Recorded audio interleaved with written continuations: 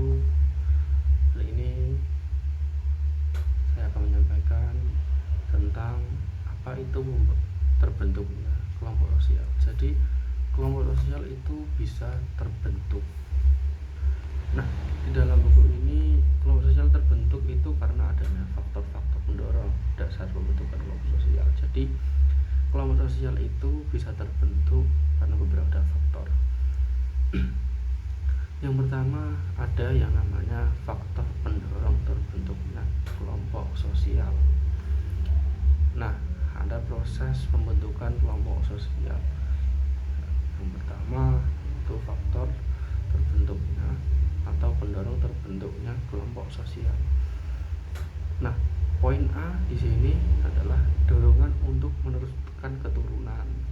Nah, jadi kelompok sosial faktor pendorongnya yang pertama ada dorongan untuk meneruskan keturunan. Jadi keturunan untuk terus menerus. Nah, tidak dapat dipungkiri bahwa semua makhluk hidup mempunyai sifat alamiah yang sama, yakni meneruskan keturunan. Dengan kelompok sosial itulah seseorang akan menemukan pasangannya masing-masing, sehingga dengan demikian dorongan untuk meneruskan keturunan ini dapat tercapai. Nah, itu dinamakan dorongan untuk meneruskan keturunan.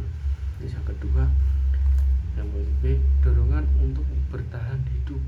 Jadi manusia yang membentuk atau bergabung dengan kelompok sosial secara tidak langsung telah berusaha mempertahankan hidupnya. Hal tersebut dikarenakan kebutuhan kehidupan tidak mungkin terpenuhi jika ia hidup menyendiri atau sendiri. Jadi kebutuhan hidup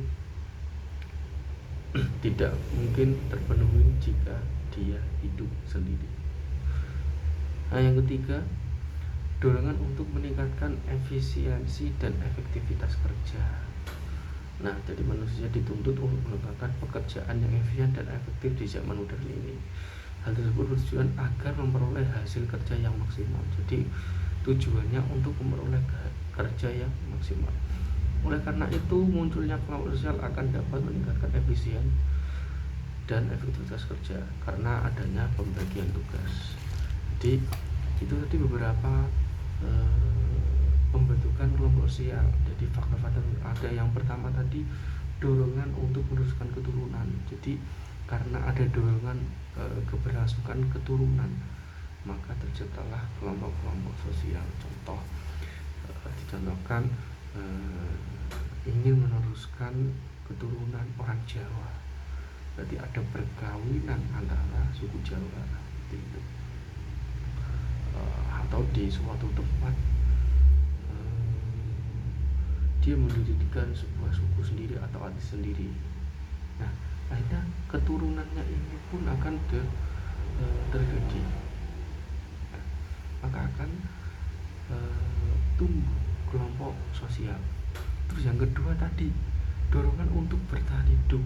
Nah, setiap manusia yang hidup atau yang bernyawa pasti ingin bertahan hidup untuk mencukupi kehidupannya. Jadi sesama manusia pasti saling membutuhkan itu untuk bertahan hidup. Makanya kita mengenal kelompok sosial. Makanya kita mengenal ada kelompok pekerja, ada kelompok buruh, kelompok pegawai atau organisasi tertentu, itu juga bisa dinamakan yang namanya kelompok sosial. Terus yang ketiga tadi dorongan untuk meningkatkan efisiensi kerja dan untuk memaksimalkan pekerjaan. Jadi kalau kita gotong royong, itu pasti pekerjaan akan cepat selesai. Itu yang terjadi. Jadi ketika kita gotong royong, pasti pekerjaan akan cepat selesai. Nah, itu beberapa tadi faktor pendorong terbentuknya sosial. Yang pertama, dorongan untuk meneruskan keturunan. Terus yang kedua, untuk bertahan hidup. Terus yang ketiga tadi, untuk meningkatkan efisien kerja atau efektivitas kerja atau memaksimalkan pekerjaan. Jadi dari ketiga itu adalah terbentuknya kelompok sosial. Itu bisa terbentuk, maka akan terbentuk kelompok keluarga, kelompok pekerja dan kelompok-kelompok yang lain. Itulah terbentuknya kelompok sosial.